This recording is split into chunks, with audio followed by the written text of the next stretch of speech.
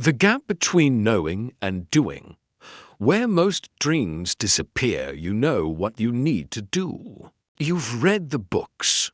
You've watched the videos. You've listened to the podcasts. You've had the late-night thoughts, the early morning ambitions. So why? Why hasn't it happened yet? Why is your dream still a dream and not your life? The answer is simple, but it isn't easy, because between knowing and doing, there is a gap, and that gap is where most dreams die. The illusion of knowing. You wake up with ambition burning in your chest. You tell yourself today will be different. You open your phone, watch a motivational video, maybe read a few pages of a self-help book, or listen to a podcast on success or habits.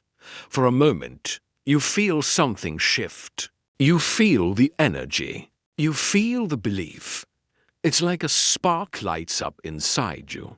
And then, nothing changes. Not really, because we live in a time where knowledge is everywhere, overflowing, endless, seductive. You can learn anything, at any time, in any place.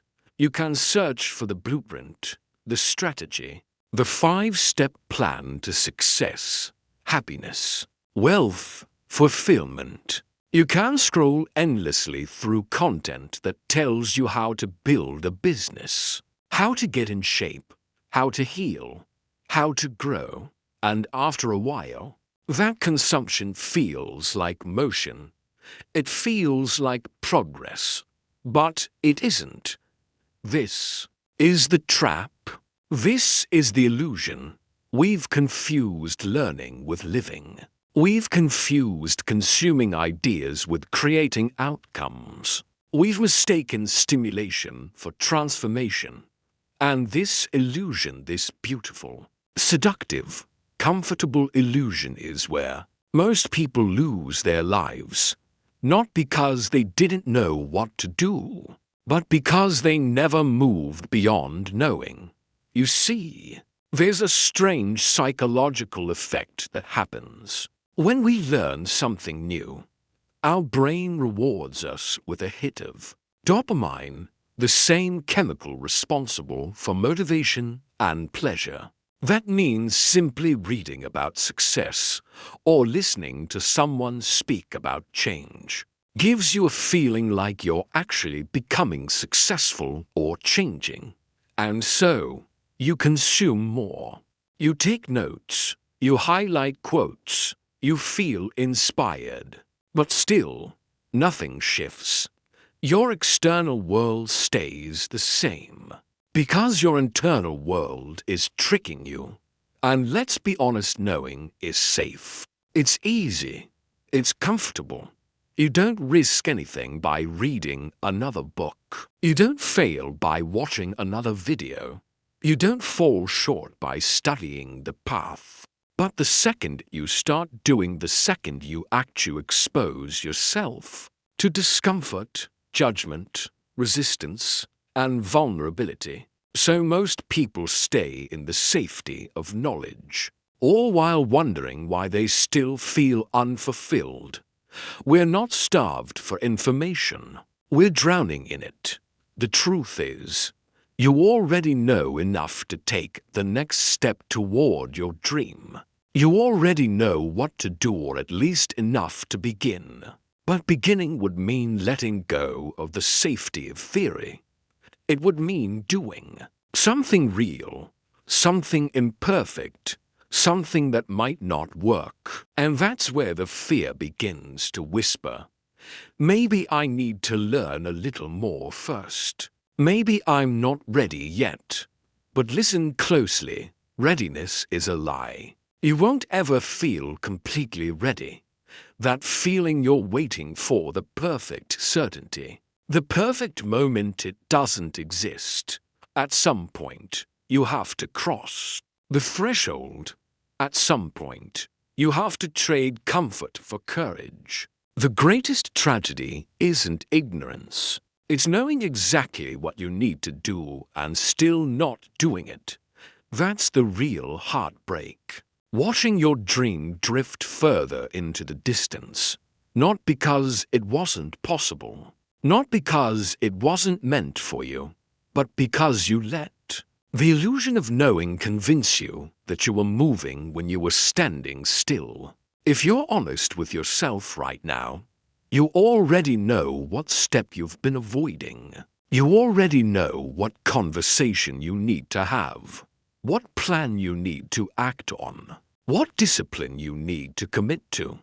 But you've been hiding behind preparation, hiding behind the mask of productivity, convincing yourself that more information will solve the problem. But information without implementation is just decoration. And no one builds their dream with decoration. The pain of inaction fear is a kind of pain most people carry, but few ever talk about. It doesn't scream. It doesn't show up in scans or blood tests.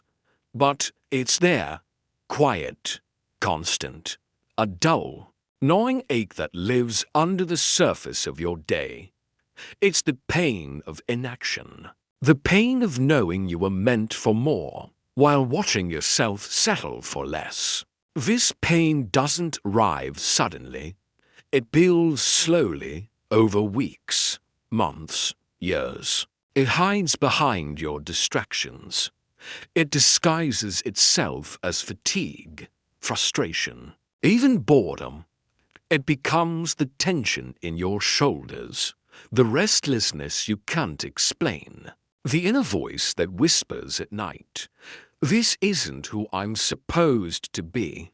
At first, inaction feels harmless. You tell yourself you're just waiting for the right time. You convince yourself that delay is strategy, that you're being careful, cautious, responsible. You say, "I'll start tomorrow," and you believe it. But tomorrow becomes next week, then next month, then next year, and somewhere along the way, the dream starts to dim. Not because it wasn't possible, but because it was postponed to. Many times, the truth is, every time you say no to your potential, a small part of you feels it. You may not notice it right away, but your soul keeps score. You lose trust in yourself when you don't follow through.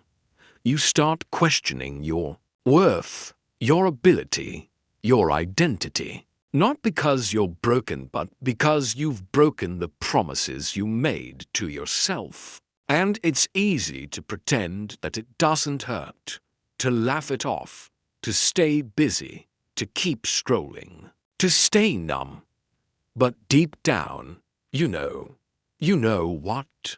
It feels like to look at your life and realize you're not living it the way you want to. You know the sting of watching someone else chase a dream that looks a lot like yours, and wondering if that could have been you. There is no fulfillment in a life half-lived. No peace in potential never pursued. You can build the most comfortable routine in the world, but if it doesn't align with the fire inside you, it will never feel like enough. Comfort without purpose becomes a cage, and eventually, that cage becomes your prison. You don't need to hit rock bottom to feel the pain of inaction. It shows up in quiet moments, like when you wake up and feel nothing pulling you forward, like when you're surrounded by people but feel disconnected, like when you're doing fine. But that old dream keeps tapping on your shoulder, asking, "What happened to us?" And maybe you've convinced yourself that you've missed your window, that it's too late, that the opportunity is gone. But that's not the truth. The truth is, your dream didn't disappear. It's waiting for you, right where you left it, It hasn't given up on you, but it can't move without you. The longer you wait, the heavier the burden becomes. Regret isn't sudden, it's cumulative. It's built, choice by choice, excuse by excuse, year by year, until one day you look back, and the weight of everything you didn't do is heavier than you can carry. But it doesn't have to be that way. Pain has a purpose. It's a signal. It's telling you that something inside you wants to move, to grow, to become. The pain of inaction is a wake-up call, not a life sentence. But you have to listen. You have to let it matter. The cost of not doing is always greater than the cost of trying and failing. Failure hurts, but it pauses. Inaction lingers. It rots. It steals from your future while convincing you that you're staying safe. Ask yourself honestly, what has waiting really given you? Has it brought you peace or pressure? Has it made you more confident or more hesitant? Has it moved you forward or quietly held you back?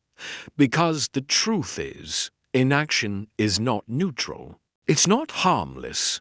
Every moment you delay is a moment you could have been building. Every day you wait is a day you never get back. And your dream, your real, deep, heart-wired dream deserves more than your hesitation.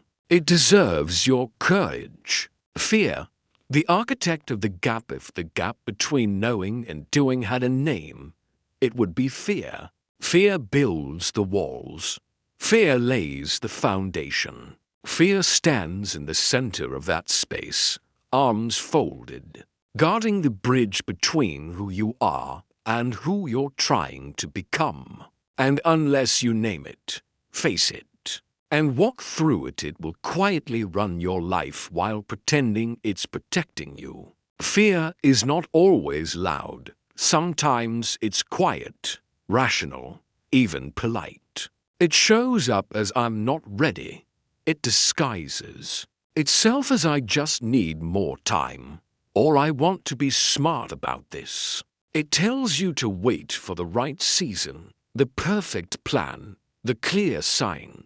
It sounds reasonable, but reason isn't always truth, and fear loves to wear the mask of logic. It tells you stories.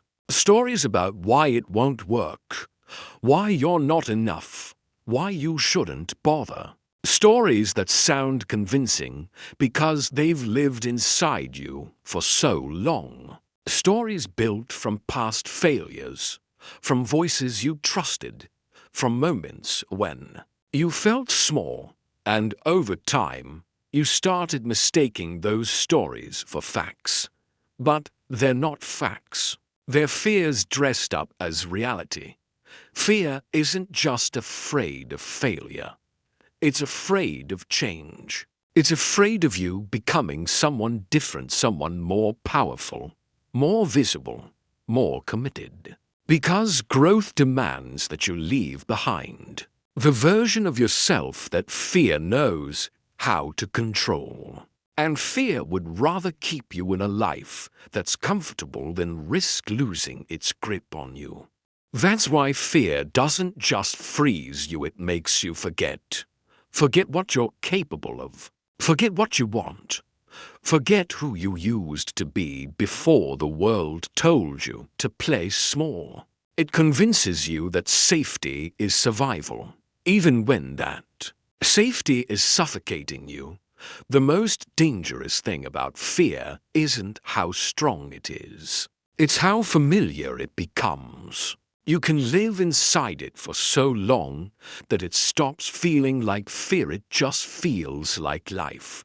You start calling it being realistic. You start lowering your standards, adjusting your dreams, compromising your desires, not because you've lost them, but because you're scared to want something that might stretch you, scared to chase something that might break you open. But sometimes Being broken open is exactly what we need. Because on the other side of fear is not just the dream, it's the you who can handle the dream. And the only way to become that version of yourself is to walk through what you're afraid of. Not around it, not over it, through it. That's where the power is. That's where transformation lives. Courage isn't the absence of fear, it's the decision to move forward anyway. To feel it in your chest, in your stomach, in your shaking hands, and still take the step, still speak the words, still show up, still try. Fear will always be a part of the journey, but it doesn't have to be the driver.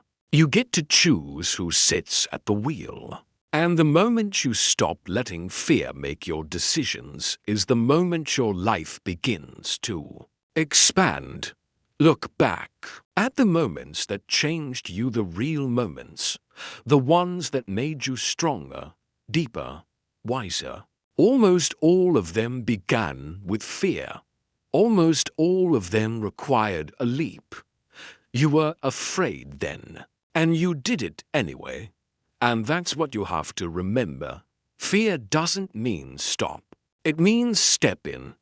It means you're close to something that matters, something real, something that might just change everything.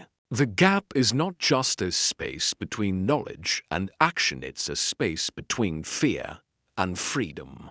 And fear only wins when you stop walking. So keep walking.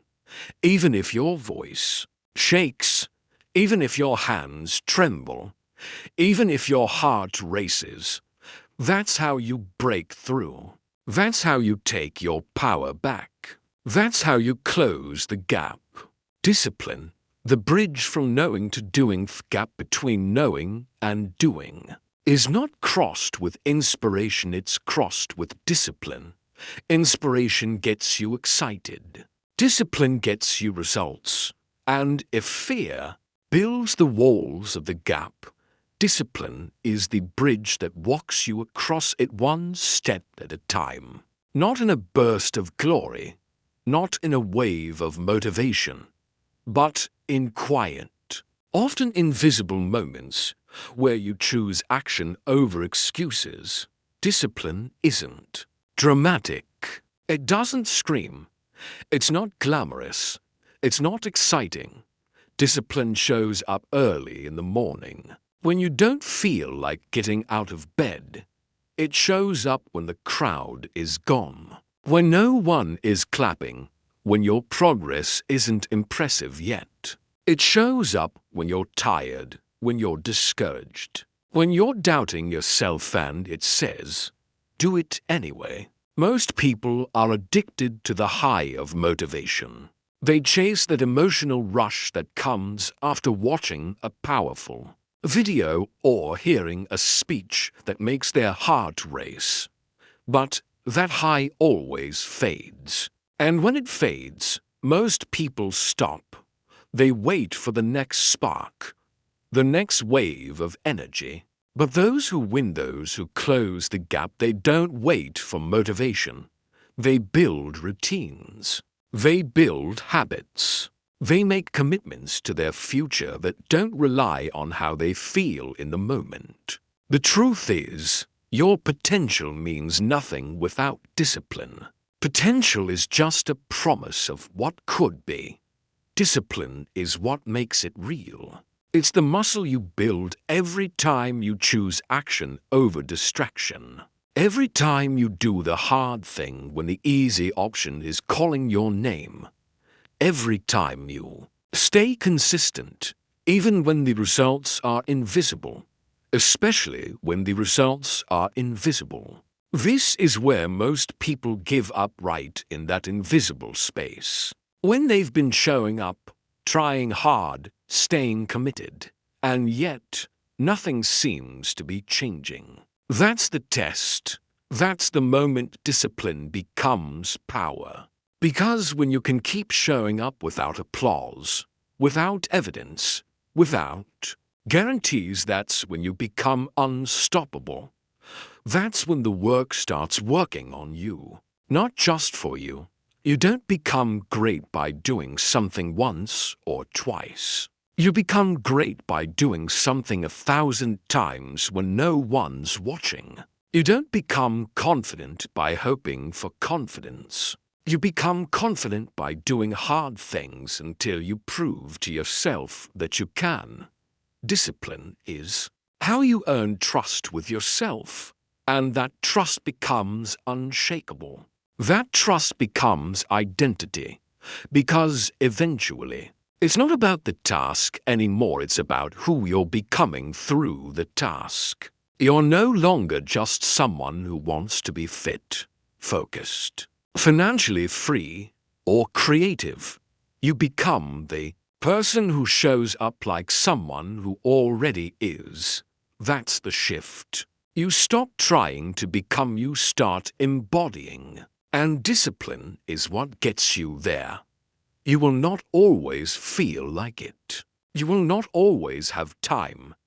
You will not always be in a mood. And that's the point. Discipline trains you to act independent of mood, independent of fear, independent of comfort.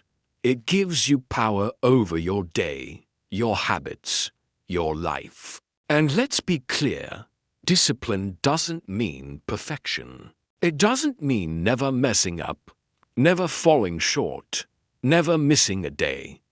It means coming back over and over and over again. It means no matter how many times you fall, you rise faster, you bounce back quicker, you stop waiting for the perfect time and you just begin again. If you want to close the gap between what you know and what you do, don't ask yourself how motivated you feel. Ask yourself how committed you are. Ask yourself if you're willing to show up when it's hard, when it's boring, when it's inconvenient. That's the real question. Because dreams don't come true because you hoped for them. They come true because you worked for them, especially when it wasn't easy. Discipline is not punishment. It's freedom. It's how you take back control from fear, from doubt, from delay. It's how you build a life that reflects what you truly value, not just what you temporarily feel. Identity shift. Becoming the person who does discipline is the bridge between knowing and doing. Identity is the foundation that holds that bridge together, because the actions you take will always align with the kind of person you believe yourself to be. You can know what to do. You can even try to do it consistently. But if deep down you still see yourself as someone who struggles, someone who quits, someone who tries but never finishes, then eventually your actions will snap back to match that story. You cannot outwork your identity. You cannot out-hustle a belief that says you're not enough. And you cannot stay consistent in action if your mind keeps dragging you back to a version of yourself that never truly followed through. That's why real change doesn't start with effort, it starts with ownership. It starts with looking yourself in the mirror and asking, who am I becoming? And do my actions reflect that? Because whether you realize it or not, every day, you are reinforcing a story about who you are. Every time you wake up and do the hard thing, you're voting for the identity of someone who is committed. Every time you break a promise to yourself, you're reinforcing the story that you can't be trusted. These are not just habits, they are statements. They are building blocks. They are shaping the kind of person you believe yourself to be. And that's why most people never close the gap. It's not that they lack knowledge. It's not even that they lack effort. It's that they're still trying to pursue their dreams with an identity that doesn't match the life they say they want. You can't build a future version of yourself while holding on to the past version that always backed down. Something has to die for something new to live, and often it's the old story you keep telling yourself that has to be buried first. Maybe your story sounds like this. I've always been the inconsistent one. Or I start strong but I never finish. Or I'm not confident enough, not smart enough, not disciplined enough. These sound like facts, but they're not. They are practiced beliefs. They are sentences you've repeated so many times that they've become familiar. But familiarity doesn't make something true. Just because it's your story now doesn't mean it has to be your story forever. The truth is, change is not just about doing new things, it's about becoming someone new. And that doesn't mean you fake it. It means you decide. You choose the new identity first, and then you let your actions rise to meet it. You stop saying, I want to be a writer, and you start saying, I am a writer, because you write. You stop saying, I want to be healthy, and you start saying, I am someone who takes care of my body, because your choices prove it. Identity is not something you wait to earn. It's something you claim and then confirm with your behavior. This is the moment where change becomes real. Not when you cross the finish line, but when you stop seeing yourself as the person who might get there and start acting like the person who will. You build the identity brick by brick, choice by choice. You show up when it's hard. You follow through when no one's watching. You speak to yourself with respect, not shame, because how you talk to yourself becomes the ceiling on your potential. You cannot plant seeds of greatness while feeding yourself thoughts of failure. You cannot expect consistency from a mind still addicted to self-doubt. That's why the internal work is just as important as the external action. If you want to close the gap, you must become someone who no longer identifies with hesitation, with fear, with limitation. You must become the kind of person who does even when it's uncomfortable, even when it's unfamiliar, even when no one else understands.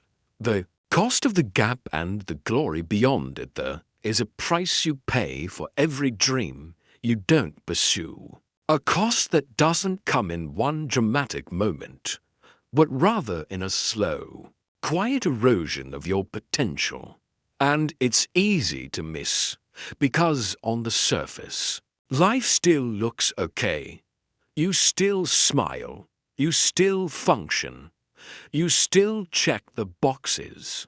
But deep inside, something begins to decay. Not because of what you did, but because of what you didn't. We talk so often about the risk of chasing a dream, the failure, the judgment, the uncertainty, but we rarely talk about the risk of not chasing it, of what it does to a person when they carry a vision inside them for years and never give it the breath of life, of what it feels like to bury pieces of yourself just to maintain the illusion of comfort. That is the real cost of the gap. Not just missed opportunities, but missed versions of you, the stronger, bolder, wiser self that never got the chance to live because you stayed stuck in hesitation. And the most haunting part of this cost is how invisible it can be. Because no one sees the dream that lives inside you but you. No one else knows the conversations you've had with yourself, the ideas that keep you awake at night, the goals you swore you'd start on Monday, and then next Monday, and then maybe never. No one else feels the weight of your potential like you do. That's why it hurts when you ignore it, because your soul knows when you're playing small. You can lie to everyone else, but you can't lie to yourself forever. There's a pain that comes from giving everything you have and failing. But there's a deeper, more corrosive pain that comes from knowing you never really tried.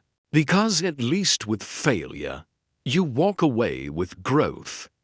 You walk away with wisdom. But with inaction, all you walk away with is regret and the unbearable question, what if? And yet, there is another side to the gap. A side so powerful, so transformative, that most people never experience it, not because it's unreachable, but because it demands something rare. It demands your full participation. It demands your courage. It demands that you leave behind your excuses, your delays, your self-imposed limits, and step into a life where your actions match your ambition. That's the glory beyond the gap. It's not just about achieving your goal. It's about who you become in the process. It's about waking up in the morning with clarity instead of confusion. It's about walking through your day knowing you're not just existing, you're building. It's about looking yourself in the mirror at night and saying, I did the work. I showed up. I'm proud of who I'm becoming. The glory isn't in the applause or the outcome. It's in the alignment, in knowing that your life is no longer a distant echo of your potential, but a living expression of it. That's when things begin to feel right. That's when peace starts to take root. Because peace isn't found in perfection. Peace is found in progress, in the honest, gritty, often imperfect progress of becoming who you were meant to be. There is something sacred about crossing that gap, about refusing to let fear be the author of your life, about standing at the edge of your hesitation and stepping forward anyway.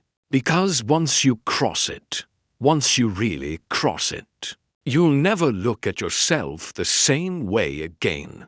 You'll realize you were never lacking ability, you were only lacking belief. And now that belief has been earned through action, through consistency, through showing up again and again when it would have been easier to quit. This is the part no one can do for you. You can read every book, attend every seminar, memorize every quote, but the decision to close the gap must come from you. The glory on the other side is real. It's waiting, but so is the cost of never reaching it. And the longer you wait, the heavier that cost becomes. Your move ever comes a moment in every life when the mirror turns from glass to truth. When you stop looking at your reflection and start seeing your reality, not just who you are, but who you've chosen to be. And in that moment, the question isn't what you know. It's not what you've read, or what you've dreamed about, or what plans you've made in your head 100 times. The question is simple. The question is sharp. The question is this: what will you do now? Because at some point, the knowing must end. The research must stop. The excuses must die. There comes a point when even the most inspiring words become noise if they aren't followed by action. A point where potential turns into pressure, not from the outside world, but from the voice within that knows you're built for more than this. The truth is, no one is coming to save you. No mentor, no course, no perfect set of circumstances. We'll make the leap for you. Yes, guidance matters. Yes, education helps. But none of it means anything unless you step up and use it. You are the only one who can carry your dream out of the realm of possibility and into the world of reality. That's the burden. That's the gift. And it will always be your move. Maybe you've been stuck for months. Maybe for years. Maybe the dream has been collecting dust in the back corner of your mind for so long. It feels foreign now, but it's still yours. It still breathes. It still waits. And the fact that it hasn't let go of you even after all this time should tell you something. There's a reason it keeps coming back. There's a reason it still stirs in your chest when everything else feels numb. Because this dream, this goal, this vision, it's not random. It's not an accident. It's not something you stumbled into. It's a calling, and callings don't go quiet. They echo, they persist, they ache when ignored. And now, here you are standing in the space between what you know and what you're willing to do. This is the moment. This is the line. This is the day the gap either grows wider or begins to close. And let's be honest, there's always going to be a reason to wait. Always another obstacle, another fear, another piece of the puzzle that doesn't quite fit yet. But you're not waiting because the time isn't right. You're waiting because it's easier to delay than to decide. But waiting doesn't protect you. It doesn't spare you from pain. It only ensures that the pain will come later, heavier, and without the reward. What if today you made a different choice? Not a dramatic one, not a flashy one, just a decisive one. What if today you did one thing your future self would thank you for? What if you stopped trying to build the perfect plan and started building momentum instead? Because momentum doesn't come from clarity, it comes from movement. And movement starts when you stop thinking and start doing. Your move isn't about proving anything to the world. It's not about applause or validation. It's about keeping a promise to yourself. It's about honoring the part of you that has waited long enough. The part of you that has studied, prepared, visualized, and dreamed and is finally ready to do. So ask yourself, right now, with full honesty, are you willing to live with the pain of action or the pain of regret? Because one will strengthen you, the other will haunt you. One will demand effort, the other will demand your potential. You don't need permission. You don't need perfect timing. You don't need every question answered. You just need one thing, a decision, and no one can make it for you. The final choice now. We've arrived at the place all journeys lead to, the moment of choice. You've heard the truth. You've felt it echo in the places you've avoided, in the dreams you've delayed, in the strength you forgot you had. And now, the question isn't can you close the gap, it's will you. Not someday, not soon, but now. Because this isn't just about doing more. It's about becoming more. It's about finally stepping out of the prison of knowing and into the freedom of doing. It's about building a life that doesn't just look good on paper but feels right in your soul. That's the life worth fighting for. That's the life worth earning. And you earn it not through perfect action, but through persistent action. Through walking when you want to run. Through showing up when no one sees. Through doing the small, unseen things that eventually move mountains. This is how the gap is closed, not in a single leap, but in thousands of quiet, Ordinary steps that compound into something extraordinary. There will always be fear. There will always be resistance. There will always be that voice that says, maybe not yet. But there is a louder voice, deeper, stronger, older, the voice of the real you. The you that remembers the vision. The you that knows the cost of playing small. The you that was never meant to stay stuck. And that voice is speaking now, telling you it's time. Not just to listen, not just to learn, but to live fully, boldly, without apology. Because no one else can cross the gap for you.